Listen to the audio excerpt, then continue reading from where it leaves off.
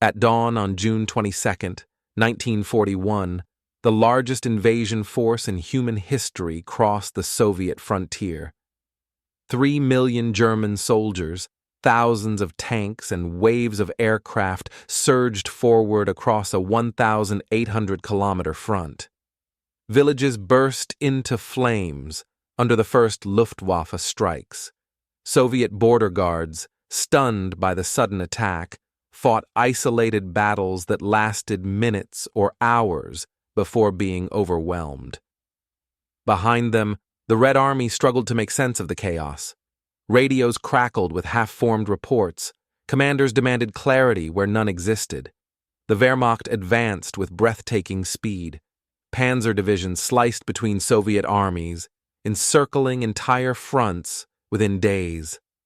Highways became rivers of retreating civilians, abandoned equipment, burning trucks, and horses collapsing from exhaustion. The air smelled of smoke, dust, and fear. Stalin remained silent for nearly 2 days, unable to believe the catastrophe unfolding across his western borders. Yet even in these opening weeks, signs appeared that the German plan was flawed. Supply lines stretched thin, fuel ran low, and Soviet resistance, though disorganized, grew fiercer with each mile. The Eastern Front had begun not with a decisive knockout blow, but with the first chapter of a grinding war neither side fully understood. By September 1941, German forces had reached the gates of Leningrad, the cultural heart of Russia. But instead of storming the city, Hitler ordered it starved. The noose tightened as rail lines were cut and supply routes collapsed. When winter descended, the siege became a nightmare without end. Residents burned furniture, books, even floorboards to survive the cold. People collapsed on frozen streets from hunger and exhaustion. Yet the city endured. Factories continued producing weapons, sometimes operated by half-starved workers. The Road of Life, a dangerous ice route across Lake Ladoga, became the only link to the outside world. Trucks raced across its frozen surface under artillery fire, carrying flour and evacuating children. German troops, expecting the city to fall within weeks, instead watched helplessly as the defenders hung on through 872 days of starvation, shelling, and death. Leningrad refused to die, and its survival became a symbol of Soviet resilience that stunned the world. In the summer of 1942, German armies struck south toward the oil fields of the Caucasus, but the heart of the campaign became Stalingrad, a name Hitler could not ignore. The battle consumed the city street by street, building by building. Soviet soldiers fought from basements, sewers, and shattered factories. The Volga ferries ran under constant fire, bringing reinforcements across the river at night. By October, the Germans controlled 90% of the city, but they could not break the last pockets of resistance. Then, on November 19th, the Red Army launched Operation Uranus, a massive double encirclement that trapped the German Sixth Army. Temperatures plunged, food ran out, horses, dogs, and even leather belts became rations. On February 2nd, 1943, the last remnants of the Sixth Army surrendered. Stalingrad was no longer just a battle. It was the moment the war turned. For the first time, the Wehrmacht was decisively defeated. The Red Army would now advance, and it would not stop until Berlin. The summer of 1943 brought the largest tank battle in history. The Germans launched Operation Citadel, hoping to pinch off the Kursk salient and regain the strategic initiative. But the Soviets knew everything: the plans, the timing, the direction. Thanks to intelligence and months of preparation, thousands of tanks massed on both sides. Minefields stretched for kilometers. Anti-tank guns lined the approaches like forests of steel. When the Germans attacked, they found themselves charging into an industrial-scale killing zone. Villages vanished under explosions. The air trembled with the roar of engines and artillery. At Prokhorovka, waves of Soviet T-34s slammed into advancing German Panthers and Tigers at point-blank range. Dust and smoke covered the steppe as the clash turned into chaos. By July 1943, the offensive had failed. Kursk shattered the last hopes of a German comeback. From this point on, the Red Army would push westward without pause. In June 1944, while the Allies stormed Normandy, the Soviet Union prepared its own masterstroke. Operation Bagration, one of the most devastating offensives of the entire war, targeted German Army Group Center in Belarus. The attack began with a thunderous artillery barrage that lit the dawn sky like a vast storm. Soviet units advanced with precision honed from years of brutal warfare. Partisan fighters sabotaged rail lines behind German positions. Armored spearheads sliced through weakly defended sectors, encircling entire divisions. Villages liberated by Soviet troops revealed scenes of terror left behind by occupation forces. Within 6 weeks, Army Group Center ceased to exist. More than 300,000 Axis soldiers were killed, captured, or simply vanished in the forests and swamps. The road to Poland lay open, and the Wehrmacht would never recover from the blow. After the failures at Kursk, the Eastern Front entered a new and brutal phase. The Wehrmacht, once unstoppable, was now fighting a defensive war against an enemy growing stronger with each passing month. German divisions, depleted and exhausted, withdrew across shattered fields, burning villages, and ruined forests. The retreat was methodical at first, controlled, disciplined, but as Soviet offensives intensified, order dissolved. Armies fell back from the Dnieper, leaving behind trenches filled with mud and blood. Bridges were blown, railways mined, crossroads fortified. Yet nothing slowed the Red Army for long. Soviet engineers built pontoon bridges under artillery fire. Tank brigades crossed rivers at night. Infantry advanced through rain, snow, and endless mud. For many German soldiers, the retreat felt endless, a road stretching westward with no final destination. Supply lines collapsed. Ammunition ran short. Reinforcements were mere shadows of their former strength. Letters from home described cities burning under Allied bombs. Soldiers understood that Germany was fighting on 2 collapsing fronts, and that the East was bleeding the nation dry. Still, they fought on, not for victory, but for survival. The Eastern Front was becoming a war of attrition Germany could no longer sustain. The Crimean Peninsula, isolated and strategically vital, became a battleground twice during the war. In 1941 to 1942, the German 11th Army besieged Sevastopol with massive artillery, including the colossal Dora railway gun. The city resisted for months, its defenders fighting from underground tunnels, fortresses carved into cliffs, and bunkers overlooking the Black Sea. When Sevastopol finally fell in July 1942, the struggle was hailed as one of Germany's hardest victories. But in 1944, the war returned to Crimea with reversed fortunes. The Red Army swept across the peninsula with overwhelming force. Soviet Marines landed on beaches under fire. Armored units broke through inland defenses. Partisan fighters guided troops through ravines and abandoned quarries. German and Romanian forces, trapped without evacuation, crumbled under the assault. Sevastopol fell again, but this time it was liberation. Soviet flags flew over the ruins. The Crimean campaign symbolized the shifting momentum of the war. What Germany once conquered with difficulty, the Soviet Union now retook with unstoppable power. By January 1945, the Red Army was poised for its greatest advance yet. From the Vistula River in Poland, millions of Soviet soldiers launched the Vistula-Oder offensive, a lightning strike designed to break the last German defensive lines and race toward Berlin. The attack began with a barrage so intense that German survivors compared it to the world ending.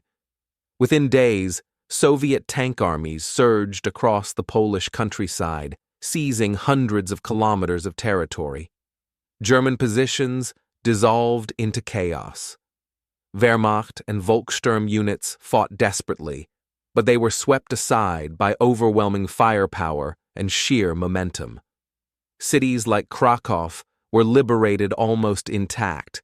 Others, like Łódź and Poznan, became battlegrounds of rubble and smoke.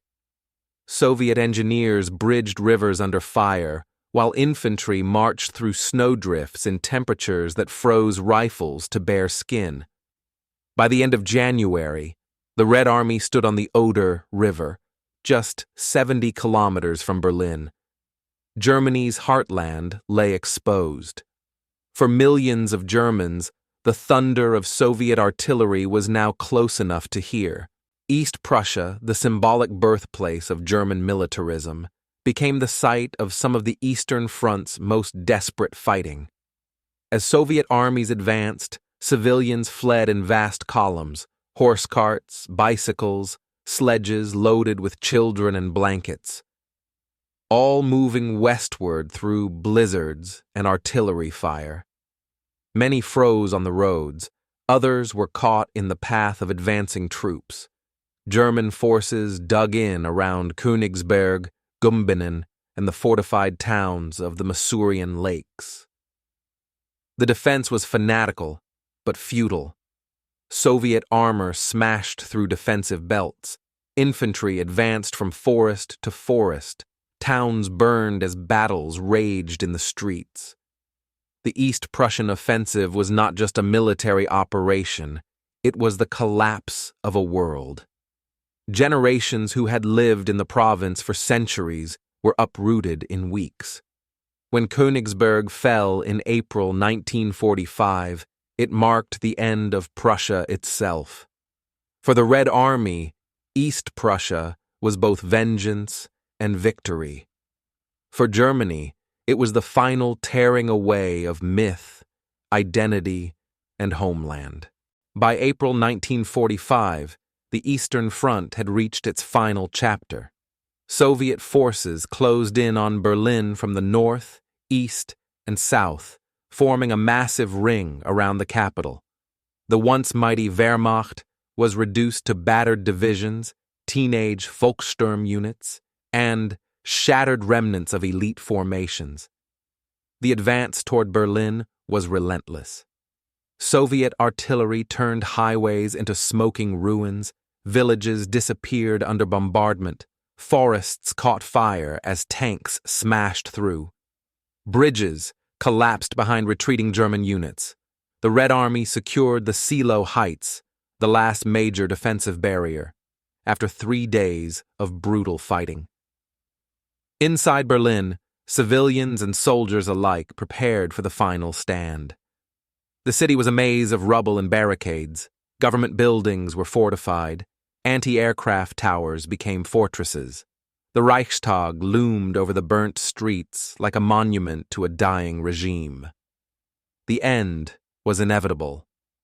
The Eastern Front, which had begun with Operation Barbarossa in 1941, was now closing with a storm aimed at the heart of Nazi Germany. The assault on Berlin began on April 16, 1945. Soviet artillery unleashed the largest bombardment of the European war, a rolling wave of explosions that shook the earth and lit up the night sky. The Silo Heights, Germany's last natural defensive line, erupted under the fire of thousands of guns. Soviet troops charged forward through smoke, mud, and the stench of burning soil. German resistance was fierce but desperate. Teenagers of the Volkssturm, old men in mismatched uniforms, remnants of SS divisions, and foreign volunteers fought from trenches, cellars, and ruined farmhouses. Tanks clashed at point-blank range, flamethrowers turned bunkers into furnaces. Street by street, the Soviets closed in on the capital. By April 25th, Berlin was encircled. Inside the city, the situation was catastrophic. Fires raged unchecked. Water pumps stopped working. Civilians sheltered in subway tunnels clogged with smoke and dust. The government quarter turned into a battlefield of collapsed buildings, wrecked vehicles, and bodies buried under rubble. On April 30th, as Soviet troops stormed the Reichstag, Adolf Hitler committed suicide in his bunker beneath the Chancellery. His death did nothing to stop the fighting. Red Army soldiers raised the victory banner over the Reichstag on May 2nd, a symbol seen around the world. Berlin fell after days of unimaginable destruction. The war in Europe was almost over. With Berlin lost, German forces across Europe began collapsing. Army groups in Czechoslovakia, Austria, and northern Germany fought disorganized rearguard actions, but their fate was sealed. Soviet offensives surged forward, liberating Prague and Vienna. American and British forces advanced deep into western Germany, linking up with Soviet units on the Elbe River. Communication broke down across the shattered remnants of the Wehrmacht. Divisions had no fuel. Battalions marched on foot. Soldiers wandered without orders, searching for units that no longer existed.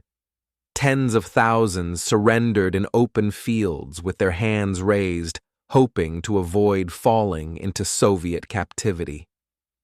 At Flensburg, the short-lived government of Admiral Karl Dönitz attempted to negotiate partial surrender to the Western Allies while continuing to resist in the East. The Soviets refused. They demanded complete capitulation. On May 8, 1945, Germany signed unconditional surrender. For the Red Army, the news spread through camps and trenches like a shockwave of relief. Soldiers fired flares into the sky, embraced comrades, and stood silently staring toward the west. The war that had begun with disaster in 1941 had finally ended in victory. But the cost was unimaginable.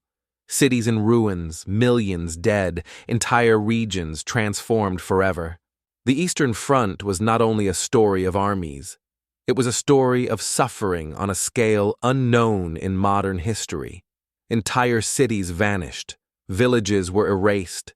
Civilians endured starvation, freezing winters, mass deportations, and reprisals from both sides. The front lines swallowed everything in its path. In the Soviet Union, families dug graves behind their houses, buried relatives in makeshift cemeteries, or carried bodies on sledges across snowbound fields. In occupied territories, German policies caused famine, forced labor, and death on industrial scale. When the Red Army advanced west, they found landscapes of ash, burnt villages, and emaciated survivors who had endured years of terror. For soldiers, the psychological toll was enormous. Soviet troops fought for their homes, often with the knowledge that their families were behind them. German troops froze in trenches, marched through mud that swallowed horses whole, and watched their divisions vanish under relentless Soviet offensives. By 1945, the Eastern Front had claimed more than 30 million lives. The scale of destruction defied comprehension. The war left wounds that would shape nations and memory for generations. In the ashes of the Eastern Front, a new world began to form. Soviet armies occupied vast territories from the Baltic to the Balkans. As the Red Army liberated and then controlled Eastern Europe, political landscapes shifted dramatically. Communist governments rose across Poland, Romania, Hungary, Bulgaria, and East Germany under Soviet influence. Berlin itself became the symbol of the emerging Cold War. The city was carved into occupation zones, each representing a different vision of Europe's future. The Soviet Union demanded reparations and security guarantees. Western allies sought reconstruction and democracy.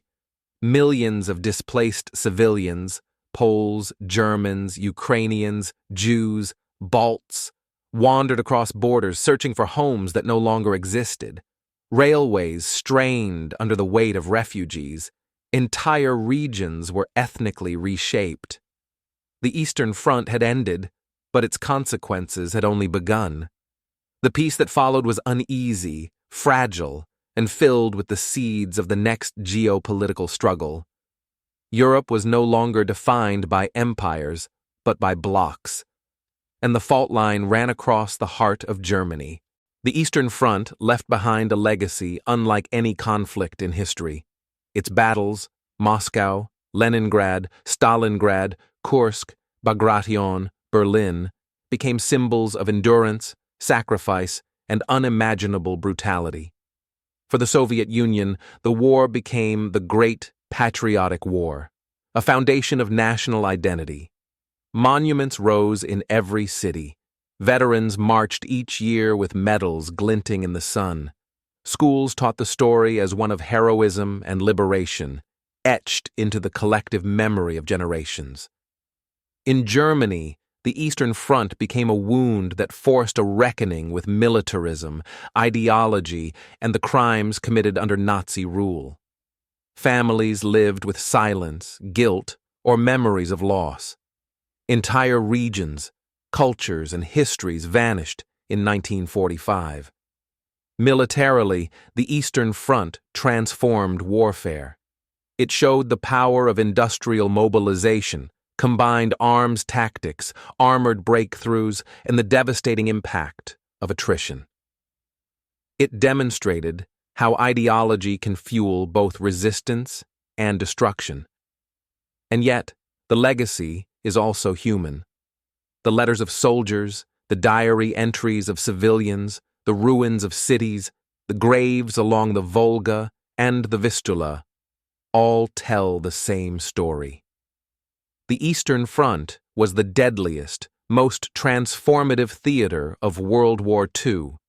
Its impact still echoes through Europe, its lessons still studied, its memory still shaping the world.